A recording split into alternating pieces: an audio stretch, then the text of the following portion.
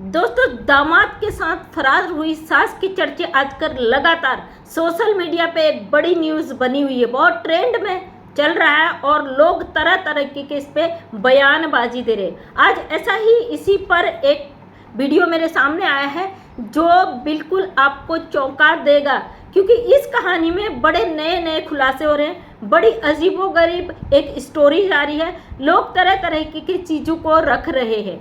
सास अपने दामाद को लेकर फरार हो जाती है। बेटी की शादी के केवल 10 दिन शेष रहते हैं। कार्ड बट चुके हैं, पूरी तैयारी हो चुकी है, पूरी तरीके से सब कुछ तैयार हो चुका है। लेकिन अचानक से सास फरार हो जाती है अपने दामाद को लेकर, और बहुत सारी छानबीन के बाद पता चलता है उनकी लोकेशन उत्तराखंड में मिली है। उत्तराखंड यानी मैं भी उत्तराखंड से हूँ, हल्द्वानी शहर से। और ये नहीं पता कि वो उत्तराखंड के किस इलाके से, क्योंकि उत्तराखंड बहुत बड़ा शहर है। इसकी बहुत ज़्यादा सीमा बढ़ी हुई है और किस जगह पे है ये नहीं पता। अगर हमें पता भी होता हम उसको पकड़कर जरूर पुलिस के हवाले करते। और या मैं हमेशा कहती हूँ, अगर आपको इस तरीके के लोगों की गतिविधि नज़र आती है तो आप उनको तुरंत पुलिस के हवाले करें। और अक्सर अब उत्तराखंड में पहले ऐसी घटनाएं नहीं होती थी, लेकिन जब से बाहर के लोग आके इन हसीन वादियों में छुपकर गलत एक्टिविटी करने लगे हैं अपने अपराधों को छुपाने के लिए, उन्होंने एक शहर चुन लिया है उत्तराखंड। क्योंकि पहाड़ में बहुत सीधे साधे लोग होते हैं, यहाँ पे लोग किसी पे शक नहीं करते, जल्दी से किसी पे भरोसा कर लेते हैं, लोगों की बातों में एकदम से आ जाते हैं। इसलिए इन सब चीज़ों को देखते हुए ऐसे लोगों ने जो अपने रिश्तों को धोखा देते हैं, एक शहर चुन लिया है उत्तराखंड।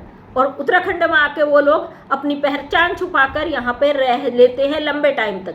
तो अब बात करते हैं, कल एक वीडियो आया, उस वीडियो में कहा जा रहा था कि लड़के ने अपने पिता से संपर्क किया और उस संपर्क में पिता से उसकी बात हुई और उसने अपने पिता से कहा कि जब पिता ने कहा बेटा आप घर क्यों नहीं आ रहे हो, कहाँ चले गए, कैसे इसके साथ चले गए अपनी जो होने वाली सास थी, तो बेटे का जवाब आता है मैं घर आकर क्या करूँगा, अब मेरी माँ नहीं रही। जब माँ नहीं रही, इस पर पिता का जवाब होता है कि आपकी माँ तो घर पे है, आप किस माँ की बात कर रहे हो। तो उसका जवाब होता है सासू माँ नहीं रही।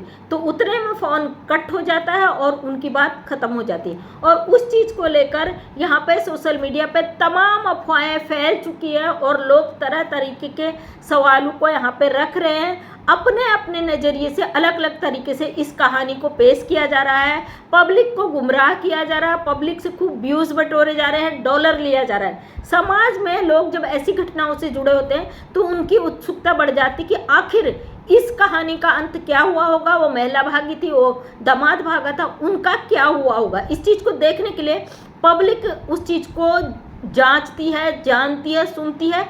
पब्लिक की उन्हीं भावनाओं का फ़ायदा उठाकर लोग इसको गलत तरीके से पेश कर रहे हैं, जो कि समाज में गलत भ्रांति फैलाना है। आइए अब बात करते हैं कि ये दामाद और बेटे का जो सास हैं, इन्होंने क्या बात सच में पिता से की थी, क्या उस पिता का बयान आया?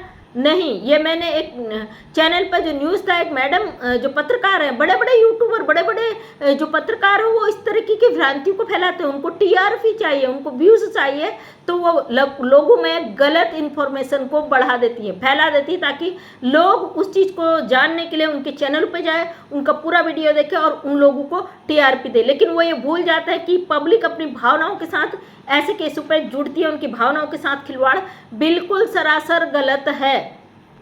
आप अपने थोड़े से फायदे के लिए पब्लिक की, भोली भाली जनता की भावनाओं से खिलवाड़ करते हो। अब इस बात को लेके एक बात और सामने आ रहा, वो ये कि जो उसके पिता है, उनका कहना है लड़के के कि जो दामाद है उसने 2 ताबीज़ लेकर आया था होली वाले दिन, उसने अपने दामाद के हाथ में बांधा था। सासू माँ जो 2 ताबीज़ लेके आई थी उसने दामाद के हाथ में बांधा। तब से दामाद का रवैया बदल गया, अपने घर के लिए, अपने परिवार के लिए, अपने माँ बाप के लिए। तब से वो 24 घंटे अपनी सासू माँ से फ़ोन में बात करता था और किसी को भनक भी नहीं लगी कि भाई सासू और माँ में अंतर ज़्यादा नहीं होता। लोगों को लगा कि दामाद है उस घर का, तो वहाँ बात कर रहा है, हो सकता है वैसे ही बात कर रहा हो। लेकिन क्या लोग इतना अंदाज़ा नहीं लगा सकते? एक लड़का जिसकी शादी एक घर में तय हुई है, वो उस घर की लड़की जिससे उसकी शादी तय हुई है, उसको छोड़कर उसकी माँ से 24 घंटे बात कर रहा है। कहीं ना कहीं ये आपके दिमाग की बत्ती को हिला नहीं देता? मैं हूँ, अगर मेरी बेटी की शादी तय होती है और उसका पति होने वाला 24 घंटे मुझसे बात करे और बेटी से एक बार भी बात नहीं करे, तो क्या घर वालों को इस चीज़ पर अपना दिमाग नहीं लगाना चाहिए? ये कलयुग है, यहाँ पे इस तरीके के अपराध आम अपराध हो चुके हैं। रिश्तों पर अब भरोसा करना बहुत ही मुश्किल हो चुका है। और जो उसके लड़के के पिता का कहना कि 2 ताबीज बांधे थे, उसके बाद लड़के का रवैया चेंज हो गया, क्या इस तरीके की चीज़ें होती हैं?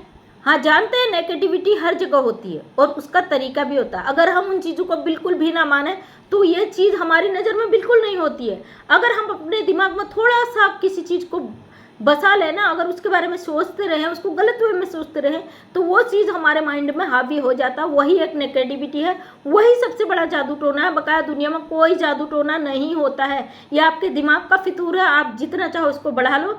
कुछ मानने वाले मानते हैं, कुछ जो इस चीज़ को मानते ही नहीं, उनको कोई जादू टोना नहीं होता है।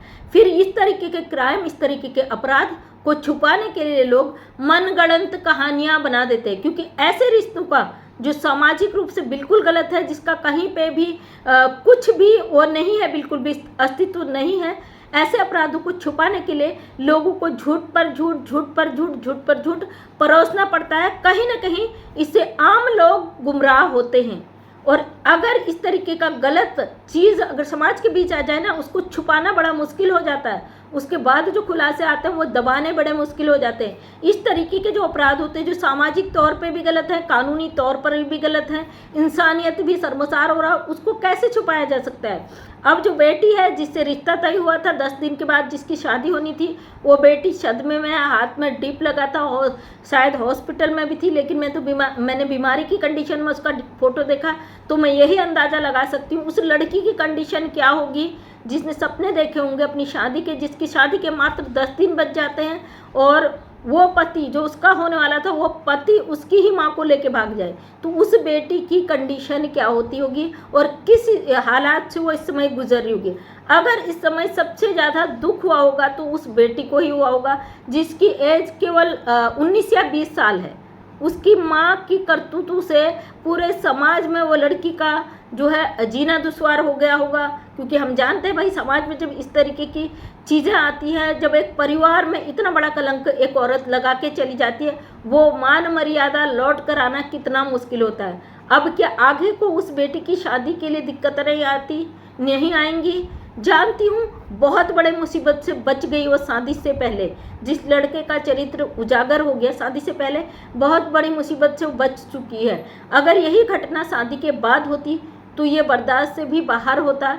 लेकिन ये जो घटना अभी हुई है, ये इतनी भी छोटी नहीं है कि इसको कोई आम व्यक्ति बर्दाश्त कर पाए। वो छोटी सी बच्ची जिसका अभी जीवन का सफ़र शुरू भी नहीं हुआ, उसके साथ उसी की माँ ने जो धोखाधड़ी की है, ये धोखाधड़ी का मामला पूरी दुनिया, पूरे वर्ल्ड में एक एग्जाम्पल दे रहा है कि रिश्ते किस तरीके से शर्मसार हो रहे हैं, बदनाम हो रहे हैं, लोगों को नीचे गिराने के काम कर रहे हैं। खासकर जो अपने ही परिवार के साथ धोखाधड़ी करे, वो व्यक्ति किसी के साथ क्या वफादारी करेगा, है ना? अगर हम अपने परिवार के साथ धोखाधड़ी करें, अपने बच्चों के साथ, खासकर अपनी बेटियों के साथ, तो क्या हम किसी और रिश्ते के साथ वफादारी निभा सकते हैं? बिल्कुल भी नहीं। जिस माँ का यह कारनामा, वो आगे भी अपना रंग दिखाएगी ज़रूर, क्योंकि ऐसे लोग कभी भी नहीं बदलते। और उम्र में बहुत छोटी लग रही है, हालांकि उम्र की है, जिसकी 20 साल की बेटी है, दामाद 25 साल का है, तो जाहिर सी बात है 5 साल में तो शादी हुई नहीं होगी ना उसकी, तो 20 साल शादी के 15-20 साल बाद ही शादी हुई है, मतलब 40 से 45 साल उसकी एज होगी, 25 साल का उसका दामाद था। मतलब किस तरीके के औरतें अब गंदगी की तरफ जा रही हैं, ये सब देखकर दिमाग बहुत दुखी होता है। लेकिन कर भी कह सकते हैं हम, क्या हम ऐसे अपराधों को रोकने में कामयाब हो पाएंगे? तो दोस्तों, आपके इर्द गिर्द ऐसी घटनाएं होती हैं, ज़रूर उस पर आवाज़ उठाएं। कम से कम आप समाज के एक व्यक्ति होने के नाते, एक इंसान होने के नाते गलत के विरोध में आवाज़ उठाएं। अपना एक प्रयास जारी रखें। हो सकता है आपका एक प्रयास कई लोगों की ज़िंदगी को बचाने का काम कर सके और आप भी समाज के एक ऐसा हिस्सा बन सकें कि आपको भी खुद पर गर्व महसूस हो।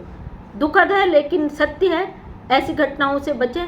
और अगर आपके बीच ऐसी घटनाएं आती हैं उस पर अपनी आवाज़ जरूर उठाएं। Thank you so much. मैं मंजू विश्वकर्मा हल्द्वानी उत्तराखंड से एक समाज सेविका हूँ। अपने वीडियो के माध्यम से हमेशा समाज को जगाने का काम करती हूँ। उम्मीद करती वीडियो पसंद आया होगा। अगर पसंद आया तो लाइक शेयर कमेंट करें। नेक्स्ट टाइम मेरा वीडियो देखना चाहते तो चैनल को करें subscribe. Thank you so much. धन्यवाद।